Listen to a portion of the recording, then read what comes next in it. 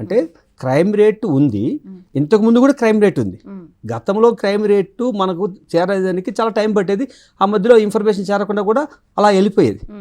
కానీ మనకు అలా కాదు. ఇప్పుడు ఒక జరిగిన విషయాన్ని 1 రోజు 2 రోజులు 3 రోజులు టెలికాస్ట్ అయ్యేటువంటి సమయాలు ఎక్కువగా ఉంటాయి. ఉదాహరణకు మనం చూడండి, రీసెంట్గా మన తెలంగాణలోనే ఒక వ్యక్తి పోక్సో యాక్ట్ ద్వారా అరెస్ట్ కాబడి స్టేషన్ బయలుదేరి బయటకు రాబడి తన పైన కేసు పెట్టేటువంటి అమ్మాయిని, వాళ్ళ తల్లిని, వాళ్ళ సంబంధికుల్ని, తన భార్యని, తన పిల్లల్ని చంపడం జరిగింది. ఇప్పుడు మనకేమైపోయింది, ఆ విషయం అన్నది బహుశా ఎవరైతే మన తెలుగు నేలపైన ఉంటారో, తెలుగు అర్థం చేసుకోగలిగి ఉంటారో ప్రతి ఒక్కరు ఆ విషయాన్ని కొద్ది రోజులు మర్చిపోయేటువంటి అవకాశం లేదు.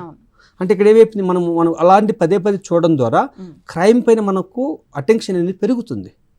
పెరగడం ద్వారా మన యొక్క భావన కూడా ఏంటంటే క్రైమ్ చాలా పెరిగిపోతుంది అనేటువంటి భావన కూడా ఆలోచనకు వచ్చేందుకు అవకాశం ఉంది.